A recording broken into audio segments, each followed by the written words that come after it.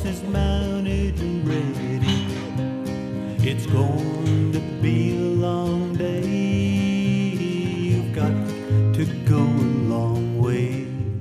There are two major cowboy influences in the West, California and Texas. The Californios followed in the footsteps of the Spanish vaqueros who lived in California. Texas traditions evolved from the Texas vaqueros as well as from the stock keepers who migrated from South Carolina. This merger created the Texas cowboy. The Californio vaquero was very high in their status amongst their peers. These guys showed the pride, so with them came this stateliness. There's a saying out in California, it takes as long as it takes. While there's quite a bit of truth in that, there's times you don't have the luxury of having that much time. I think about something my daddy said all the time when I was growing up. He would tell me, he'd say, hurry every time you think about it and keep it on your mind.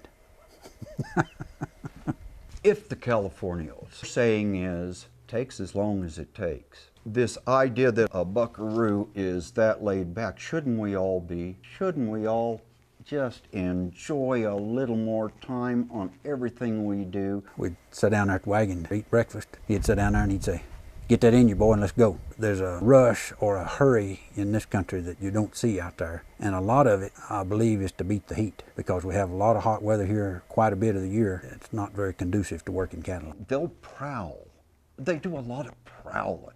We call the big field. We don't ride in fields. Well, we do. It might be 1,000,000 acres in that field, but we call it the big field. Why? I don't know. What we call gentle cattle, a lot of folks might not call gentle. You couldn't walk out and pet one of them. And the cattle in this country, they might trot off or might run from you, but if you could get around them and get them held up and worked, we'd say they're gentle. The cattle out in Nevada, the buckaroos are out there all the time with them. But most of that, that country's big and open and quite a little easier to get to cattle than it was down here. They gather all those cattle in the fall and they, feed them all winter, so they're around people quite a bit. Where these cows run out year round and they might not see man once or twice a year. When you go to catch something in town, you intend to go get them. Guys dally, they're not really committed, I don't think. And I always tease them. I say, yeah, you dally guys, get out there and catch something, and if things come pretty tight, everything's not just right and looks like not going to work out real good, you just turn your little rope loose. I said, y'all ain't got no good stories to tell. When I see a bunch of guys coming in and that rope's tied to their horn, you're in trying to get cattle worked and stuff, I think to myself, man, when it comes time to let go of your rope, I can do it to keep somebody else from getting in a wreck. Those guys can't. And so consequently, there are some wilder times. Hook that thing on there and see what happens.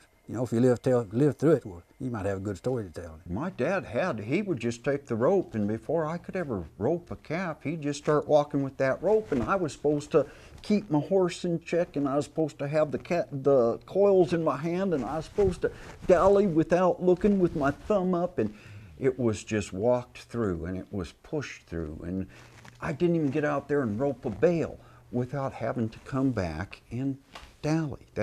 It became second nature with that type of roping. First time I ever saw anyone dally, there was a cow jumped out of these pen, and I don't remember now who it was, but I know they had a grass rope and just a little 2-rope horn, built a loop right quick, and didn't take time to hook that horn knot on there. They roped that cow and went trying to dally that little short rope on that slick horn, because it just lost the rope, I looked down at Daddy and he said, you see there what that damn dallying's good for?